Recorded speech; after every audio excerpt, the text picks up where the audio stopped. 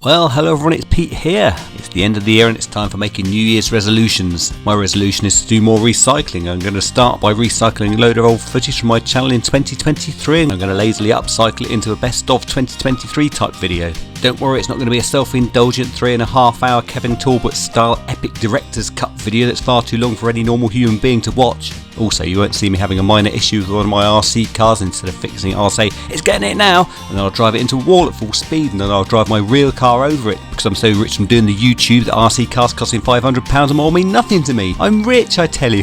I'm so rich I need to hide my money away in a different country so poor people like you can't benefit from it. I drive a Lamborghini, don't you know? Oh, is that the postman with £10,000 worth of RC stuff? Oh, it's Christmas every day. Well, it is for me, obviously not for you plebs. No, you'll have none of that here on Wylie RC. What this is going to be is a carefully measured amount of fun and mayhem without being silly. Watch and learn, Kev, watch and learn. He's not watching, is he? Oh, the special prize of a sarcastic thumbs up emoji for the first person to say you're actually just jealous of Kev and his big channel and all his RC cars and all his money. And your channel's rubbish and it only makes £10 a week. You're just rubbish, Pete. I bet you really love Kevin and you actually want to marry him. Well, maybe now he's got his lovely new teeth. Anyway, enough jolly banter, let's get on with it.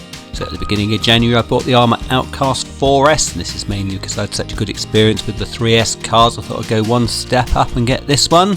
Now there's other videos on this later in the year, but long story short, you just need to sort the steering out on this one so it's a better servo and a better servo saver. But beyond that, really good solid bit of kit. I'm still running this, still really enjoying it. Also would say that with the 3S cars it did need a bit more sorting out in terms of shock oil and diff oil and thread locking things, whereas with this one it did seem to be much better set up right out of the box.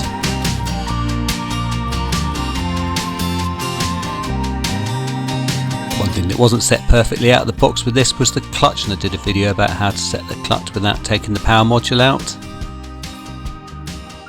At the end of January it was really cold. Normally I just stay at home and drink beer, but a few of us did brave the cold and we went out to this little frozen lake locally and had a really good time with the RCs.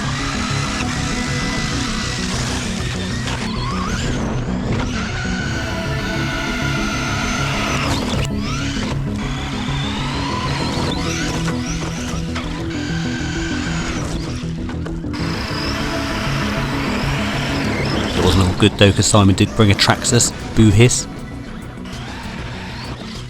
In February I was making some shock tower braces for my 4S Outcast. Now this is the same mod I've done to all my 3S Armours because it does seem to be a little bit of a weak point on these. Oh yeah, all got a bit controversial when I posed the question, are crawlers rubbish? In the end I won the argument and absolutely everyone agreed with me that they are indeed rubbish. Oh, apart from RC Nixter, Derek, Dom and a few others who like low speed thrills. I think we should just agree to disagree and realise there's something for everyone in this hobby. Always just say that I'm right. Now in March it's my birthday and I received a kind gift from Pete at CW01 Creations, which is this fantastic Kyosho Beetle. I did a little unboxing video and the build and test drives a bit later in the year. Next I was deciding whether the Tamiya Wild One was good at the beach. The answer is yes, but just make sure it doesn't go in the sea. Then I was testing my Tamiya Terra Scorcher. Really nice kit this, and the only part you really need to upgrade is the A5 part, which is quite weak, so I've replaced mine with a metal one. Oh, I did break one of the shocks. Other than that though, it's been sound as a pound even with the brushless set I've got in it. On to April and I was out with the Outcast, giving it a thorough beating.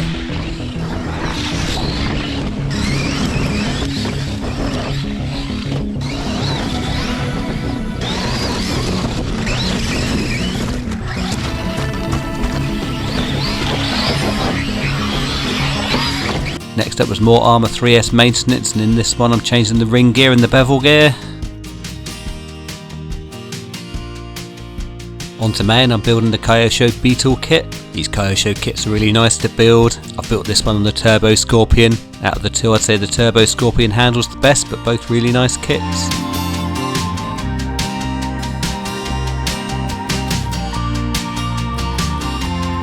Now once I've built it, obviously I had to do a speed test. Now this is really difficult to control with a brushless motor on the tarmac here. It did crash quite a few times, which is exactly what I didn't want to happen with a nice new body shell. The speed I got was 34 miles an hour, it did seem a lot quicker than that. Next it's June and I'm reviewing the Armour Outcast 4S. You see, I'm not like one of these channels who gets something and runs it for 10 minutes and reviews it. 5 solid months of testing this was. The real reason is I'm quite lazy and I never got round to it. At the time of the review I'd upgraded the servo but not the servo saver, and my conclusion was that the steering still wasn't good enough. I do go on to sort that out in July, as you'll see. Apart from that, everything's really good with this truck. Not RC related, but I was on a cruise to Norway with my family in June. Here I am on the bumper cars on the Anthem of the Seas. The person screaming is my sister, who's being a bit over dramatic considering the cars are going about 4 miles an hour.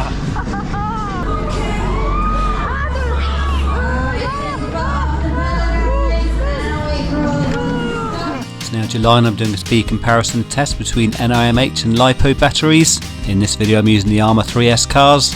There's lots of data here because us nerdy RC fans love all that.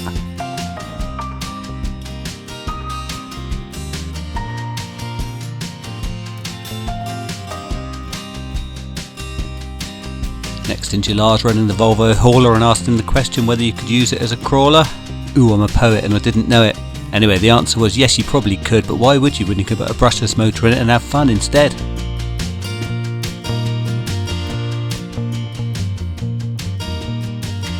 After the vague success of the battery comparison test with the Armour cars, I thought I'd do the same but with Tamiya buggies. The conclusion was that with these smaller, lighter cars there's less difference between the different battery types, but LiPos are still a bit quicker.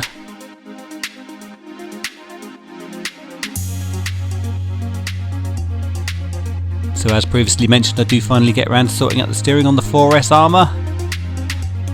I managed to inadvertently break the Kimbra servo saver that I bought and ended up with this hot racing one, which was really good. I think the Kimbra one would have been fine if I'd have trimmed it more carefully. It does make this a very much better truck and I really like it now. Into August and we're having some Kyosho based larks and japes. Shout out to Ant, Adam and Simon who were prepared to have their Kyoshos in a race where I was involved. Always very risky.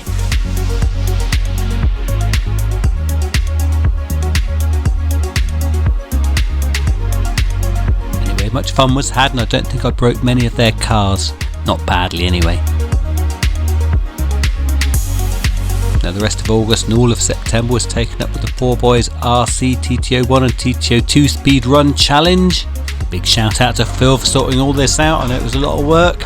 So quite a lot of channels took part in this and there's lots of friendly rivalry. This is more difficult than it looks and I did struggle to get the power down onto the road.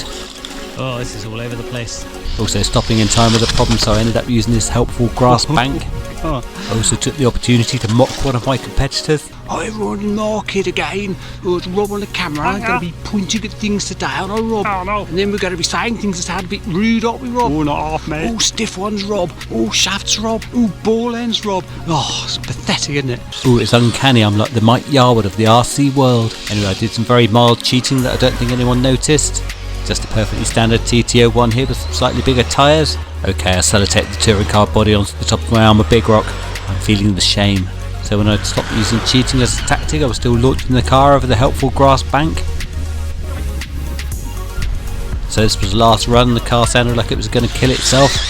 Amazing to think that some people got twice this speed. I was happy with my efforts anyway. 53! 53! Come on!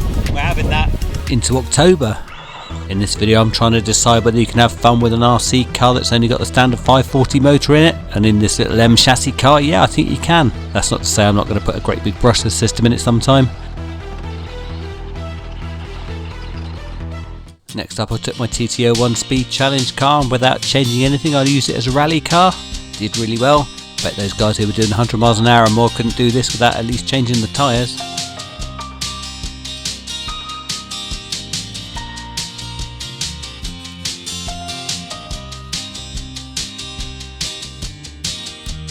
After the very moderate success of the previous LiPo vs NIM battery speed test, I thought I'd do another one. This time it's everyone's favourite, the Tamiya lunchbox. I had a brushless one and a brushed one.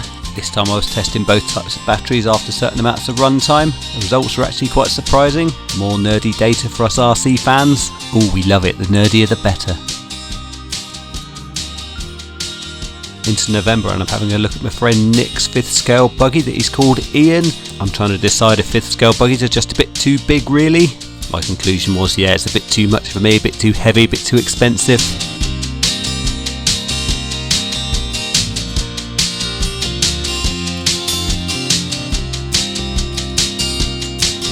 This is Here's another RC owned by my friend Nick, and it's the Tamiya Clodbuster. In this one I'm trying to decide if it's better to leave these retro and rattly or whether to upgrade them beyond all recognition. There seems to be a lot of opinions on this, but the best solution seems to be to have two of them, leave one retro and do all the mods on the other one. That's assuming money's no object, which it sort of is sadly. Unless you're Kev. I'm realising that it's already November on my end of year review and I haven't even done a willy gag. Let's see if I can slip one in. Now this is quite an impressive beast and it's huge for a Tamiya. Makes my willy look tiny, which it isn't. Ah yes, that Clodbuster was so big I could almost fit my willy inside it. I did try.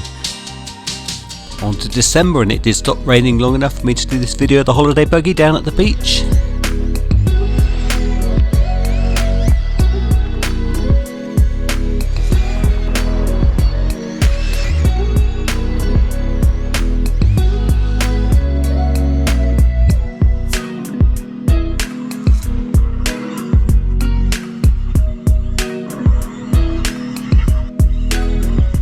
Next in December I was doing a cheap or possibly even free little upgrade for the Tamiya lunchbox. This is an alternative to the 5th shock mod and it works pretty well. Now lastly in December it did stop raining again, so I went back to the beach, this time with the Tamiya MF01X. Putting the sand paddle tyres on this was inspired by the RC so-and-sos who did just the same thing. I went one step further and put a brushless motor in mine. This was really good fun and gave this little car a new lease of life.